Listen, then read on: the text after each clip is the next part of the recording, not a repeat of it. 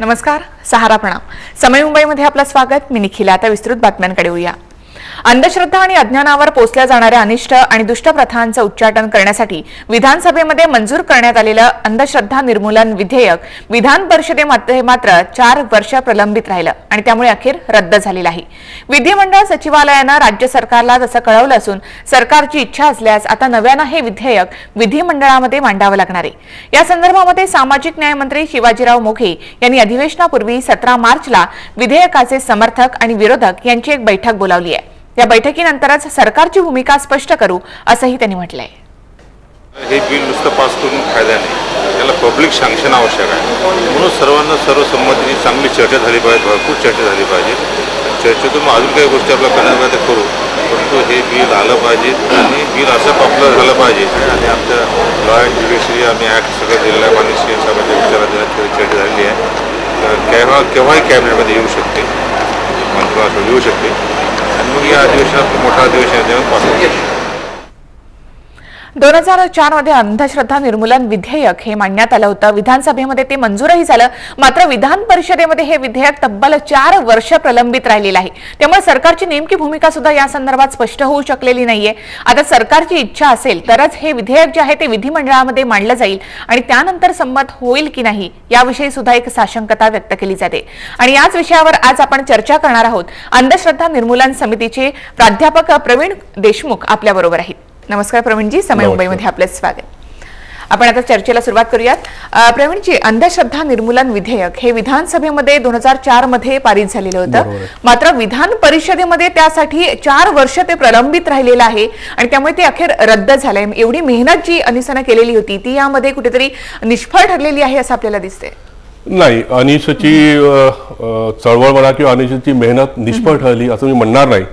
कारण समाज परिवर्तनाला हा अपेक्षितच. हा भाग कधीही समाज परिवर्तन, समाज प्रबोधनाची चळवळ वर्षानुवर्ष रेटल्यानंतरच बदल घडलेले आहेत. त्यामुळे समिती आशादायी आहे. आणि आता शिवाजीराव मोघे यांनी 17 मार्चला परत विरोधकांची आणि या कायद्याला सपोर्ट करणाऱ्यांची बैठक लावली आहे. त्याबद्दल मी त्यांचे आभारच मानतो. परंतु हा 16 वर्ष हे अधिवेशन विधेयक जे आहे हे 7 जुलै 1995 रोजी पीजी दस्तुरकरांनी सर्वप्रथम मांडलं. बरोबर. तर 95 ते आता 2011 16 वर्ष हे विधेयक एका खालच्या सदनातून वरच्या सदनात म्हणा किंवा चर्चेच्या माध्यमातूनच फक्त मागे पुढे होत आहे. पण याच्यावरती ठोस कारवाई किंवा ठोस पावलं सरकारने घ्यावी असं मी परत या तुमच्या सहारा मुंबईच्या माध्यमातून मंत्र्यांना करतोय. बरोबर. मात्र यामध्ये जर आपण पाहिलं तर विधान परिषदेमध्ये हे मंजूर होतं, मात्र विधान परिषदेमध्ये प्रलंबित राहतं. खरं तर सरकार तशा प्रकारचा निर्णय ठोसपणे घेऊ शकलं असतं. मात्र सरकारच याविषयी कुठेतरी उदासीन आहे असं का वाटतंय? सरकार उदासीन आहे असं म्हणायला जागा आहे, शंका आहे. कारण या कायद्यामध्ये जर कायद्याची 12 कलम जर आपण बघितली तर मी तर या सहारा समय मुंबईच्या माध्यमातून पूर्ण महाराष्ट्रातल्या जनतेला आवाहन करतोय की जे कोणी विरोध करतायत किंवा सरकार म्हणते की विरोध करतायत, खरोखरच सरकार त्या बाबतीत कितपत जर मजबूतीने जर त्याच्या पाठीशी उभं राहिलं असेल तर विरोधकांची या म्हणण्याला तेवढा जोर राहणार नाही. विरोध का करतायत तर त्यामधले 12 कलम महाराष्ट्रातल्या जनतेने खरोखरच समजून घ्यायला पाहिजे.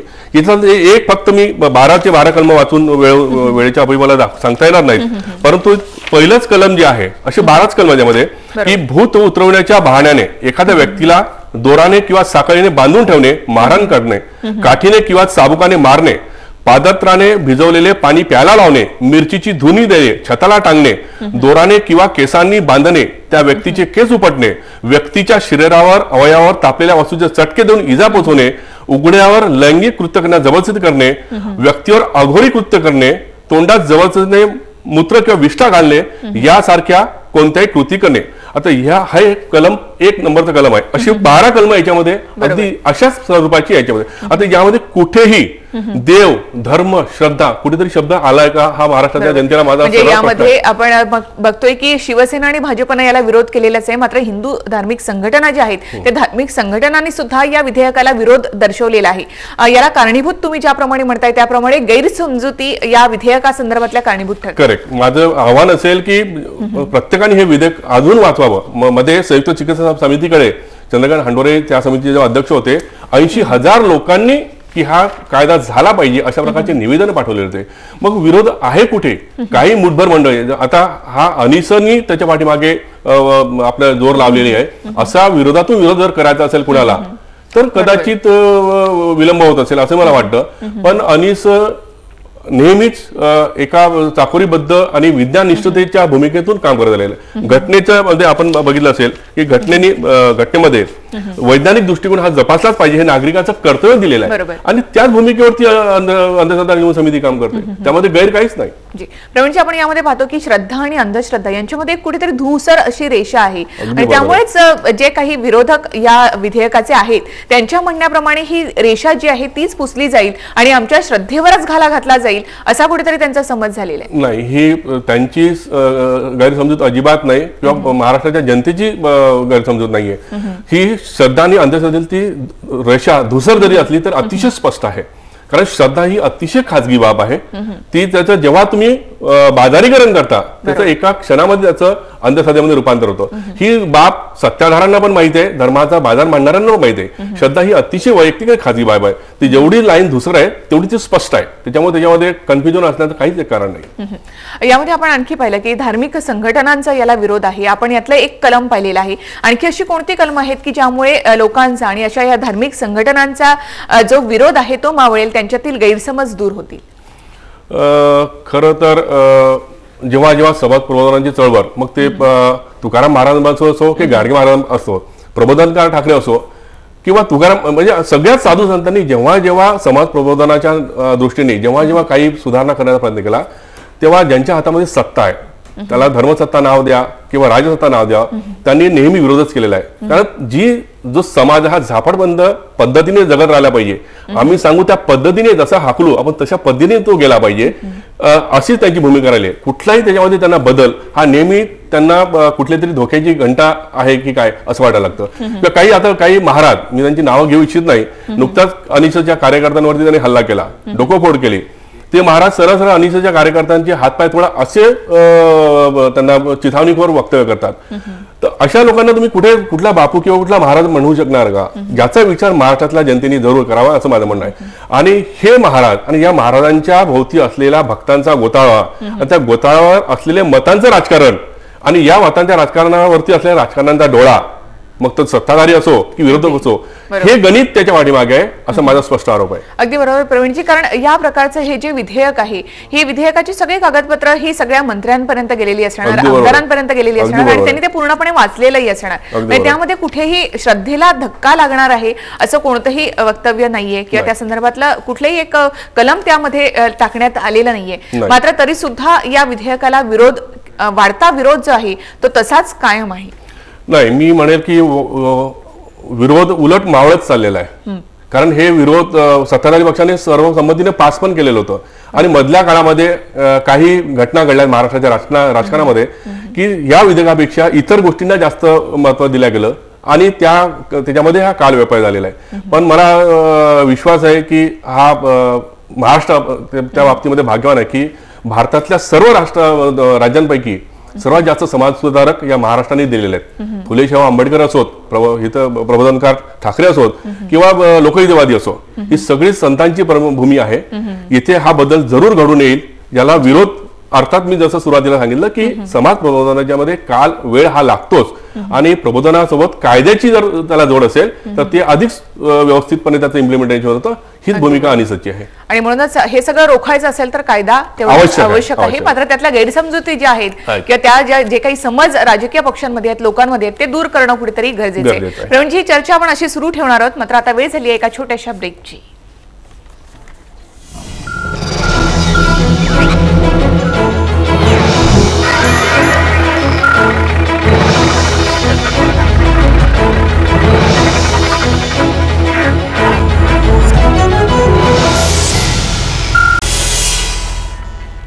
ब्रेकनंतर आपलं पुन्हा एकदा स्वागत. पुन्हा एकदा आपण चर्चेला सुरुवात करूया. प्रवीणजी, आपण अंधश्रद्धा निर्मूलन विधेयक असं आपण त्या संदर्भामध्ये म्हणतो, मात्र तुम्ही त्याला महाराष्ट्र जादूटोणा अनिष्ट आणि अघोरी प्रथा याचं समूळ उच्चाटन असं नाव देऊन हे विधेयक जे आहे ते पुढे आणलेलं आहे. आणि अशा अघोरी प्रथा किंवा बुवाबाजी, वैदू याचे अगदी अनिष्ट परिणाम आणि त्याचबरोबर लोकांना त्याचा होणारा त्रास, लोकांची होणारी फसवणूक याचे वारंवार हे अशा प्रकारच्या घटना ज्या आहेत त्या समोर येत असतात. त्यामुळे या विधेयकाची किती गरज आहे हे आपल्याला कळतं. यातले हेतू जो आहे विधेयकाचा आपण पाहिलेला आहे, मात्र नक्की म्हणजे हे विधेयक जे आहे ते पारित झालं किंवा संमत झालं तर नेमकं काय होऊ शकणार आहे? बरोबर आहे. त्याच्या आपण विचारलेल्या प्रश्नाकडे येण्यापूर्वी जो सुरुवातीला आपण मुद्दा मांडला की अंधश्रद्धा हा शब्दच नाही या कायद्यामध्ये, याचं नावच आहे महाराष्ट्र जादूटोणा आणि अनिष्ट व अघोरी प्रथा यांचे समूळ उच्चाटन अधिनियम 2005. याच्यामध्ये श्रद्धा अंधश्रद्धा हा शब्दच आलेला नाही. म्हणजे कायद्याच्या नावापासून आम्ही सगळं बदल जे सुचवलेत, अर्थात ज्यांनी विरोध केला त्यांनी ज्या सुधारणा केल्या त्या कायद्यामध्ये याच्यामध्ये सगळं टाकून आम्ही हे केलेलं आहे. आता राहिला प्रश्न की कायदा जर हा आला तर काय होऊ शकेल. मला वाटतं की हा जो कायदा अतिशय ग्राउंड रूट लेवलला हा काम करू शकतो. आता जस्ट जी एक घटना घडली कुठे आपला आजूबाजूला आपण बघतो दरवेळेस की कुठेतरी काहीतरी अनिष्ट एखादी घटना घडते. आता नरबळीची घटना घडली आपल्याला नालासोपाऱ्याला एक लहान मुलांच्या छातीवरती नाचवून त्या बाईने त्या जीव घेतला. आता हे जेव्हा असं आजूबाजूला जेव्हा कुजबूज चालू असते की यांच्या घरामध्ये काहीतरी कर्मकांड चालू आहे, ह्या कायद्यान्वये प्रत्येक पोलीस स्टेशनला एक दक्षता अधिकारीची नेमणूक होईल. त्याच्याकडे थोडीशी जरी तक्रार आली, कुणकुण जरी लागली तर कुठे काहीतरी असं अघोरी घडतं तर तो त्याचा सर्वे करेल किंवा त्याच्यावरती वॉच ठेवू शकेल किंवा माहिती गोळा करू शकेल. आणि आता जसं मला खरं खेदाने म्हणावं वाटतं की हे जेव्हा प्रकरण घडलं आणि जेव्हा आमची चर्चा चालू होती त्याच्या विरुद्ध आम्ही निषेधाचा सगळं मोहीम घेतली हाती, तेव्हा एका पक्षाच्या नेत्यांनी की ठीक आहे जीव गेला असेल त्या मुलांचा तर त्या अपराधावरती 302 कलम लावा. अरे पण 302 कलम हा गुन्हा झाल्यानंतर म्हणजे त्या व्यक्तीचा खून झाल्यानंतरच लावला, पण त्या आधी जर रोखता आलं असतं म्हणजे हे जे कर्मकांड आहे त्याचे जादूटोणाचे जे प्रकार चालू होते हे जेव्हा वेळीच लक्षात आले असते तर खुनासारखी घटना घडली नसते. खून झाल्यानंतरची कलम आहेत, परंतु ग्रास रूटला जसा त्या व्हिजिलन्स ऑफिसर असतात तिथे या कायद्यान्वये नेमला जाईल. तो एखाद्या महिलेला डाकीन ठरवलं जातं, तिची धिंड काढल्या जाते आणि मग त्याचा शेवटी खुनामध्ये पण त्याचा परिणिती होते. पण ती अशी डाकीन प्रथा कोणाला ठरवलं जाऊ नये. एखाद्या व्यक्तीची संशय घेतला जातो की हा जादूटोणा करतो, हा काहीतरी भूत पिशाच याच्या अंगामध्ये येतं, असं जेव्हा कुठे पसरलं जातं तर इमिजिएटली या कायद्यान्वये जो व्हिजिलन्स ऑफिसर असेल तो त्याची दक्षता घेईल आणि ते प्रकरण वाढणार नाही, ते तिथल्या तिथे त्याला अटकाव केला जाईल. आणि हा कायदा सांगतो की याच्यामध्ये असं जर कायद्याचं उल्लंघन झालं तर 6 महिन्यापासून 7 वर्षापर्यंतची सजाची तरतूद याच्यामध्ये केलेली. अच्छा, म्हणजे गुन्हा घडण्यापूर्वीच तो रोखण्यासाठी हा दक्षता अधिकारी तेवढाच उपयोगी ठरेल. अगदी ठरेल. कारण कुठल्याही कायद्याची उपयुक्तता ही असतेच. बरोबर. प्रवीणजी, आणखी एक विचारायचे की असं वैदू किंवा फसवणूक झाली किंवा जर नरबळीचा एखादा प्रकार घडला तर आता नेमकी त्यासाठी काय शिक्षा आहे आणि हे विधेयक संमत झाल्यानंतर कशा प्रकारची कडक शिक्षा त्यासाठी होऊ शकेल? मी आज सुरुवातीला सांगितलं की या कायद्यान्वये जवळपास 6 महिन्यांपासून ते 7 वर्षापर्यंतची शिक्षेची कडक शिक्षेची तरतूद आहे आणि यांची खटले सुद्धा वरच्या कोर्टामध्ये चालवले जातील. आणि हा कायदा निश्चितपणे जे सध्याचे कायदे अस्तित्वात आहे त्याला पूरक असा हा कायदा आहे. आणि मी सुरुवातीला म्हटल्याप्रमाणे ग्राउंड म्हणजे गुन्हा घडूच नये किंवा गुन्ह्याची पार्श्वभूमी जी तयार होते, बुवा बापू महाराज म्हणा किंवा तंत्रमंत्र करणारे तांत्रिक मंत्रिक असा यांच्या माध्यमातून जे वातावरण निर्माण होतं आणि त्यानंतर खुनामध्ये किंवा गंभीर गुन्ह्यामध्ये जी परिणिती होते ते रोखण्यासाठी निश्चितच या कायद्याचा उपयोग होईल. म्हणजे एकूणच श्रद्धेला कुठेही धक्का न लावता विघातक कृत्य जिथे होतंय त्या ठिकाणी हा कायदा किंवा हे विधेयक जास्त परिणामकारक ठरणारे काम करू शकणार आहे. आता आपण पाहिलं की यामध्ये आता ज्याप्रमाणे सुरुवातीलाच आपण पाहिलं की विधानसभेमध्ये हे पारित झालं, मात्र विधान परिषदेमध्ये होऊ शकलं नाही. आता मात्र पुन्हा एकदा नव्याने संधी मिळते आणि त्यामुळे हे विधेयक विधान परिषदेमध्ये सुद्धा संमत व्हावं यासाठी अनिसा आता आणखी पुढे काय करेल? अनिश गेली 16 वर्ष आपल्या परीने जसं समाज प्रबोधनाचं काम करत आलेलं आहे तसं या सत्ताधाऱ्यांचं पण प्रबोधन करण्याचं काम करत आलेलं आहे. वारंवार त्यांना भेटणे, त्यांना निवेदन देणे, त्यांना अर्ज विनंत्या करणे, त्याच्यावर आंदोलन करणे, आझाद मैदानामध्ये आम्ही डोळ्याला पट्टी बांधून असो किंवा थोबाडी मारून घेण्याचं आंदोलन असो की बाबा आम्ही चुकलो, या सरकारला आम्ही निवडून दिलं, जे 16 वर्ष स्वतःच पास झाले विधेयक संमत करू शकत नाही किंवा कायद्यामध्ये रूपांतर करू शकत नाही. एकीकडे हेच सरकार म्हणजे 2003 मध्ये की महाराष्ट्रातलं पहिलं म्हणजे भारतातलं पहिलं असं राष्ट्र की जादूटोणा विरोधी कायदा करणार, त्यांनी मोठमोठे होर्डिंग लावून स्वतःचा प्रचार करतं. आणि एका बाजूला विरोध म्हणजे विरोधकांचा विरोध नसताना स्वतःच्याच सत्ताधारी आमदार त्याला विरोध करताना मुख्यमंत्री सभागृहामध्ये बसून राहतात, असं पण चित्र बघितलेलं आहे. म्हणजे पहिले तर ह्या सत्ताधाऱ्यांचं प्रबोधनाची गरज आहे. समाजाचं प्रबोधन बऱ्यापैकी झालेलं आहे. गेल्या 20 वर्षाच्या काळामध्ये आपण बघितलं तर बऱ्यापैकी झालंय. तरी आजूबाजूला ज्या घटना घडतात त्याला एक अटकाव करण्यासाठी, जसं सतीच्या प्रथेचं सांगितलं, सतीची प्रथा कायद्याचा आणि प्रबोधनाचं दोघांच्या जोड मिळाल्यामुळे ती सतीची प्रथा बंद झाली. तसंच ही जी जादूटोणा असेल, अघोरी प्रथा असेल, ह्या जर थांबवायचं असेल तर कायद्याची जोड आवश्यक आहे. अगदी बरोबर. आणि जनजागृती बरोबरच कायदा जर झाला तर त्याला जास्त आणखी पाठबळ मिळणार आहे, अशा प्रकार जे आहेत ते रोखण्यासाठी. मात्र यामध्ये आपण जर पाहिलं तर सरकारचीच भूमिका कुठेही स्पष्ट वाटत नाहीये. त्यामुळे आता जेव्हा सरकार पुन्हा एकदा हे विधेयक घेऊन सामोरं जाईल त्यावेळेला सरकारची भूमिका कशी असेल असं वाटतं? कारण पृथ्वीराज चव्हाण यांची प्रतिमा तशी स्वच्छ आहे आणि ते पटकन निर्णय घेतात अशी ही त्यांची प्रतिमा आता निर्माण झालेली आहे. त्यामुळे किती आशा आहे तुम्हाला या मुख्यमंत्र्यांकडून? अगदी गेल्या 20 वर्षाचा आमच्या चळवळीत आता नुकतंच आम्ही पुण्याला द्विदशक पूर्ती आम्ही अंधश्रद्धा निर्मूलन समितीने आपली साजरी केली म्हणा किंवा आम्ही ती सेलिब्रेट केली की समाज प्रबोधनाच्या चळवळीमध्ये कुठली गोष्ट चटकन होत नाही. मी सुरुवातीला असं म्हटलं, पण जो कोणी सत्ताधारी असेल ऑफकोर्स त्याच्याकडे अर्ज देणे, विनंत्या करणे, त्यांना निवेदन देऊन हा कायदा संमत करून घेणे एवढं समितीचं काम आहे.